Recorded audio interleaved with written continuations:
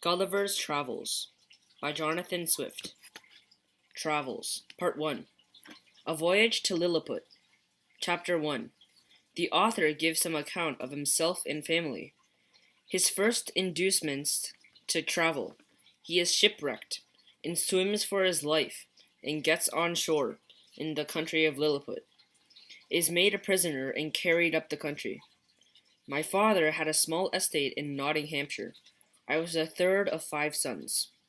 He sent me to Emmanuel College in Cambridge, at 14 years old, where I resided 3 years, and applied myself close to my studies, but the charge of maintaining me, although I had a very scanty allowance, being too great for a narrow fortune. I was bound apprentice to Mr. James Bates, an eminent surgeon in London, with whom I continued 4 years, and my father now and then sending me small sums of money. I laid them out in learning navigation, and other parts of mathematics, useful to those who intended to travel, as I always believed it would be some time or other my fortune to do so. When I left Mr. Bates, I went down to my father, where, by the assistance of him and my Uncle John, and some other relations, I got £40, and a promise of £30 a year to maintain me at Leyden. There I studied physics 2 years and 7 months, knowing it would be useful in long voyages. Soon after my return from Leyden, I was recommended by my good master Mr. Bates to be a surgeon in Swallow, Captain Abraham Pannell, commander, with whom I continued 3 years and a half, making a voyage or two into the Laven. In some other parts, when I came back, I resolved to settle in London, to which Mr. Bates, my master, encouraged me, and by him I was recommended to several patients. I took part of a small house in the old jury. In being advised to alter my condition, I married Mrs. Mary Burton, second daughter to Mr. Edmund Burton Hoyser, in Newgate Street, with whom I received £400 for a portion. But, my good Master Bates dying in 2 years after, I having few friends, my business began to fail, for my conscience would not suffer me to imitate the bad practice of too many among my brethren. Having therefore consulted with my wife and some of my acquaintance, I determined to go again to the sea. I was surgeon successively in 2 ships, and made several voyages, for 6 years, to the East and West Indies, by which I got some addition to my fortune. My hours of leisure I spent in reading the best authors, ancient and modern, being always provided with a good number of books. When I was ashore, in observing the manner of disposition of the people, as well as learning their language, wherein I had a great facility by strength of my memory. The last of these voyages not proving very fortunate, I grew weary of the sea, and intended to stay at home with my wife and family. I removed from the old jury and to the Feather Lane, from thence to Wapping, hoping to get business among the sailors, but it would not turn to account. After 3 years of expectation that things would mend, I accepted an advantageous offer from Captain William Pritchard, master of the Antelope, who was making a voyage to the South Sea. We set sail from Bristol May 4th, 1699, and our voyage at first was very prosperous. But it would not prosper, from some reasons, to trouble the reader with the particulars of our adventures in those seas. Let it suffice to inform him that our passage from thence to the East Indies, we were driven by a violent storm to the northwest of Van Diemen Land. By an observation, we found ourselves in the latitude of 30 degrees 2 minus south. 12 of our crew were dead by immoderate labor and ill food. The rest were in a very weak condition. On the 5th of November, which was the beginning of summer in those parts, the weather began very hazy. The seamen spied a rock within half a cable's length of the ship, but the wind was so strong that we were driven directly upon it. In immediate split, 6 of the crew, of whom I was one, having let down the boat into the sea, and made a shift to get clear of the ship and the rock. We rowed in by my computation about 3 leagues, till we were able to work no longer, being already spent with labor while we were on the ship. Therefore we trusted ourselves to the mercy of the waves. In about a half an hour the boat was overset by a sudden flurry of the north. What came of my companions in the boat, as well as those who escaped on the rock, or were left in the vessel, I cannot tell, but conclude they were all lost. For my own part, I swam as fortune directed me, and was pushed forward by wind and tide. I often let my legs drop, and I could feel no bottom.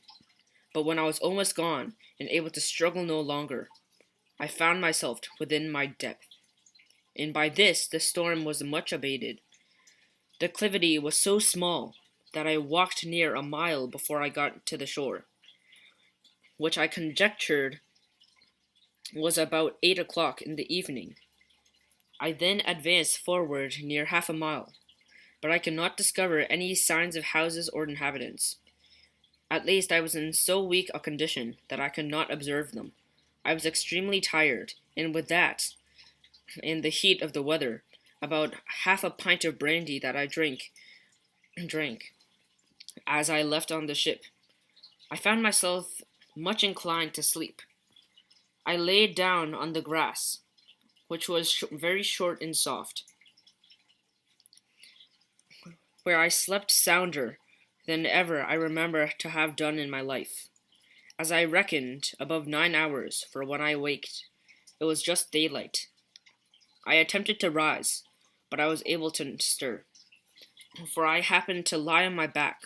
I found my arms and legs were strongly fastened on each side to the ground, and my hair, which was long and thick, tied down the same manner. I likewise felt 7 slender ligatures along my body, from my armpits to my thighs. I could only look upwards. The sun was beginning to grow hot, and the light offended my eyes. I heard a confused noise about me, but in the comfort posture I laid, I could see nothing except the sky. In little time I felt something alive moving on my left leg, which, advancing gently forward over to my breast, came almost to my chin. When bending my eyes downward as much as I could, I perceived it to be a human creature not 6 inches high, with a bow and arrow in his hands, and a quiver on his back. In the meantime, I felt at least 40 more of the same kind. As I conjectured, following the first, I was in the utmost astonishment, and roared so loud that they all ran back in fright. Some of them, as I was afterwards told, were hurt in the fall as they got leaping by my sides upon the ground. However, they soon returned. One of them, who ventured so far as to get in my full sight of my face, lifted up his hands and eyes, by the way of admiration, cried out in a shrill but distinct voice, Hekina Deagle. The others repeated the same words several times, but I knew not what they meant. I laid all this while, as the reader may believe, in great uneasiness. At the length struggling to get loose, I had a fortune to break the strings, and wrench out my pegs as fastened my arms to the ground. By lifting it up to my face, I discovered that the message they had taken is to bind me, and at the same time, with a violent pull, they gave me excessive pain. I a little loosened the strings that tied down my hair on the left side, so that I was just able to turn my head about 2 inches. But the creatures ran off a second time before I could seize them, whereupon there was a great shout in a very shrill accent, and after it ceased, I heard one of them cry aloud, Tolgolphonak. When it was an instant, I felt above 100 arrows discharged on my left hand, which prickled me like so many needles. Besides, they shot another flight into the air, as we do bombs in Europe, whereof many, as I suppose, fell on my body, and some on my face, which I merely covered with my left hand. When the shower of arrows was over, I felt a groaning with pain and grief. And then, striving again to get loose, they discharged another volley larger than the first, and some of them attempted with spears to stick me in the sides, but by good luck I had on me a buff jerkin, which they could not pierce. I thought it was most prudent to lie still, and my design was to continue so till night, when my left hand already being loose, I could easily free myself. As for the inhabitants, I had the reason to believe I might be a match for the greatest armies that they could bring against me, if they were all the same size with him that I saw, but the fortune disposed otherwise of me. When the people observed I was quiet, they discharged no more arrows, and by the noise I heard, I knew their numbers increased. About 4 yards from me, over against my right ear, I heard a knocking of above an hour, like that of the people at work.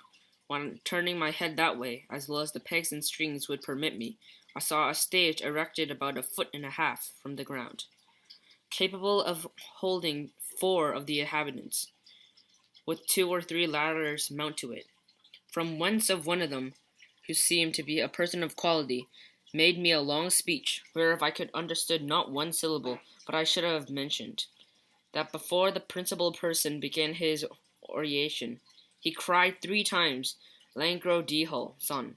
And these words in the former were afterward repeated and explained to me, whereupon immediately about 50 of the inhabitants came, and cut the strings that fastened the left side of my head, which gave me the liberty of turning it to the right, and of observing the person and gesture of him that was to speak. He appeared to be of a middle age, taller than any of the other 3 who attended him, whereof one was a page that held his train, and seemed to be somewhat longer than my middle finger, and the other 2 stood on one on each side to support him. He acted every part of the orator, and I could observe many periods of threatening, and the others of promises, pity, and kindness. I answered in a few words, but in my most submissive manner, lifting up my left hand and both my eyes to the sun, as calling him for a witness, almost being famished with hunger. I had not eaten a single morsel for some hours before I left the ship. I had found demands of nature so strong upon me that I could not forbear shewing my impatience, perhaps against the strict rules of decency, by putting my finger frequently on my mouth, to signify that I wanted food. The Hergo, for so they called the great lord, as afterwards I learnt, understood me very well. He descended the stage, and commanded that several ladders should be applied to my sides, from which above of the 100 inhabitants mounted, walked towards my mouth, laden with baskets full of meat, which I had been provided, and sent me thither by the king's orders upon the first intelligence that he received of me. And I observed there was the flesh of several animals, but could not distinguish them by taste. There were shoulders, legs, and loins shaped like of those of mutton, and very well dressed, but the smaller than the wings of a lark. I eat them by 2 or 3 of mouthful, and took 3 loaves at a time, about the bigness of a musket bullets. They supplied me as they could, shewing 1,000 markers of wonder and astonishment at my bulk and appetite. I then made another sign that I wanted drink. They found by my eating a small quantity would not suffice me, and being the most ingenious people, they slung with great dexterity of their largest hogshead. They then rolled it towards my hand in the top. I drank it off at a draught, which I might well do, for I didn't hold half a pint. It tastes like small wine of Burgundy, but much more delicious. They brought me a second hogshead, which I drank in the same manner. They made signs for more, but they had none to give me. But then I performed these wonders. They shouted for joy, danced upon my breast, repeating several times as they did first, Hakina Deagle. They made me a sign that I should throw down the 2 hogsheads, but first warned that the people below to stand under the way, crying out aloud, Borach Mivola, in which they saw the vessels in the air. There was a universal shout of Hecina Deagle. I confess I was often tempted, while they were passing backwards forwards on my body, to seize 40 or 50 of the first that came into my reach, and to dash them against the ground. But the remembrance of what I felt, and probably might not be the worst they could do. In the promise of honor I made them, for so I interpreted my submissive behavior, soon drove out these imaginations. Besides, I now considered myself as bound to these laws of hospitality to a people who treated me with so much expense and magnificence. However, in my thoughts I could not sufficiently wonder at the intrepidity of these diminutive mortals, who durst ventures to mount and walk upon my body, while one of my hands was at liberty, without trembling at the very sight of so prodigious a creature that I must appear to them. After some time, when they observed that I had made no more demands for meat, they appeared before me a person of high rank from his imperial majesty, his excellency having mounted on the small of my right leg, advancing forward up to my face, with a dozen of his retinue, in producing his credentials under the signet royal, which he applied close to my eyes, spoke about 10 minutes, without any signs of anger, but kind of determinate resolution, often pointing forwards, which, as I afterward found, was towards the capital city, about half a mile distance, whither it was agreed by his majesty in his council that I must be conveyed. I answered in a few words, but to no purpose, and made a sign with my hand that was loose, putting it to the other, but over his excellency's head, for fear of hurting him or his train, then to my own head and body, to signify that I desired my liberty. It appeared that he understood me well enough, for he shook his head a way of disapprobation, and held his hand in a posture to shew that I must be carried as a prisoner. However, he made other signs to let me understand that I should have meat or drink enough, and very good treatment, whereupon I thought once more of attempting to break my bonds. But again, when I felt the smart of their arrows upon my face and hands, which were all in blisters, and many of the darts still sticking in them, and observing likewise that the number of my enemies increased, I gave tokens to let them know that I might do with me what they pleased. Upon this Hugo and his train withdrew much civility and cheerful countenance. Soon I heard a general shout, with frequent repetitions of the word Pepalome Salin, and I felt great numbers of people on my left side relaxing the cords to such a degree, and I was able to turn upon my right to ease myself with making water. I did very plentifully, did to astonishment of people, who, conjuring my motions, what I was going to do, immediately opened to my right and left on that side to avoid the torrent, which fell with such noise and violence from me. But before this, they had daubed my face and both my hands with a sort of ointment very pleasant to smell, which in a few minutes removed all the smart of their arrows. These circumstances, added to the refreshment that I had received from their victuals and drinks, were very nourishing, disposed me to sleep.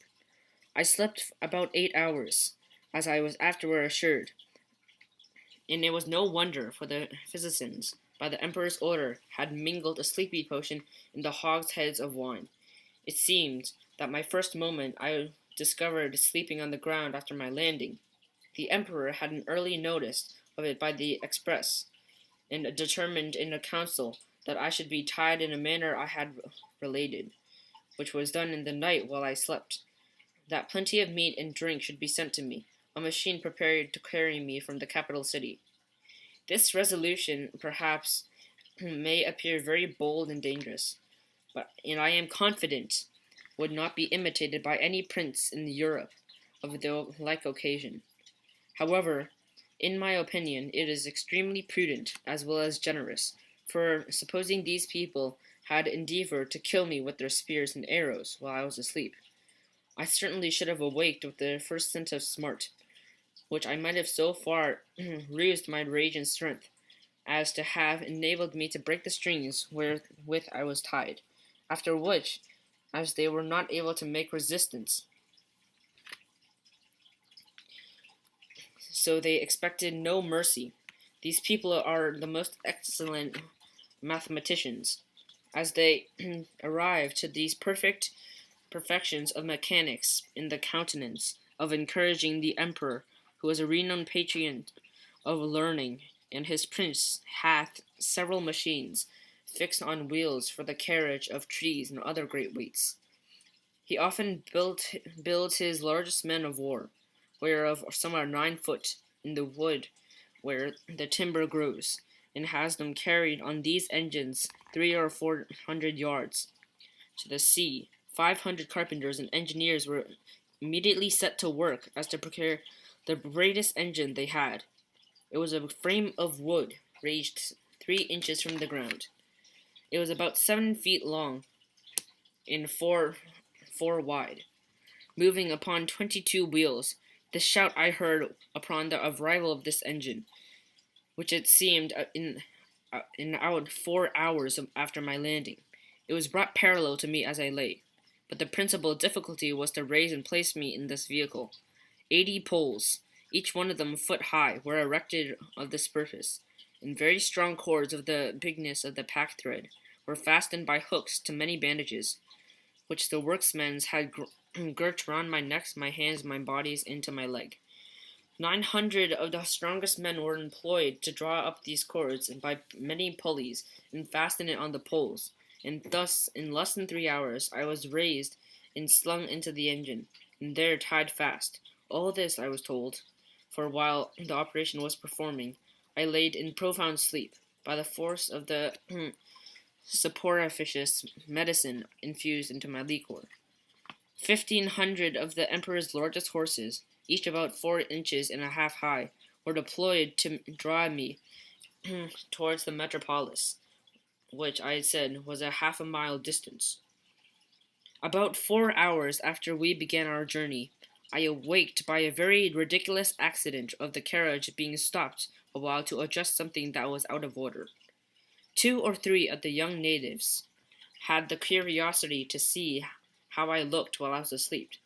They climbed up into the engine, advancing very softly to my face. One of them, an officer in the guards, put a sharp end of his half-pike in a good way to my left nostril, which tickled my nose like a straw, and made me sneeze violently, whereupon they stole off unperceived. It was 3 weeks before I knew the cause of my awaking so suddenly. We made a long march in the remaining part of that day, and rested at night with 500 guards on each side of me, half with torches, half with bows and arrows, ready to shoot me if I should offer to stir. The next morning at the sunrise we continued our march, and arrived within 200 yards of the city gates about noon. The emperor and all his court came out to meet us, but his great officers would by no means suffer his majesties to endanger his person by mounting on my body. At the place where the carriage stopped, and there stood an ancient temple, esteemed to the largest in the whole kingdom, which had been polluted for some years by an unnatural murder, was, according to the zeal of those people, looks on profane, that there had been applied to common uses, and to all the ornaments in the furniture carried away. If this edifice was determined, I should a lodge. In great fronting to the north was about a 4 foot high and almost 2 feet wide, through which I could easily creep. On each side of the gate was a small window, not above 6 inches from the ground.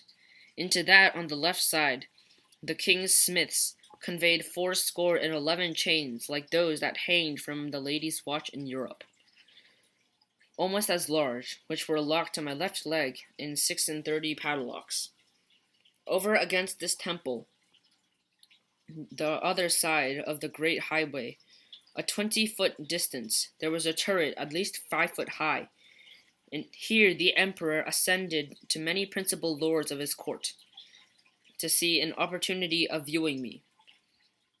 As I was told, for I could not see them, it was reckoned that they that above 100,000 inhabitants came out of the town upon the same errand. In spite of my guards, I believe there could not be fewer than 10,000. Several times, who mounted upon my body by the help of ladders, but a proclamation was soon issued to forbid it on the pain of death. When worksmen found it impossible for me to break loose, they cut all the strings that bound me, whereupon I rose up with the molecularly disposition I had ever had in my life. But the noise and astonishment of the people at seeing me rise and walk was not to be expressed. The chains that held my left leg were about 2 yards long. It gave me not only the liberty to walk backwards and forwards in a semicircle, but also being fixed within 4 inches of the gate, allowed me to creep in and lie at my full length in the temple.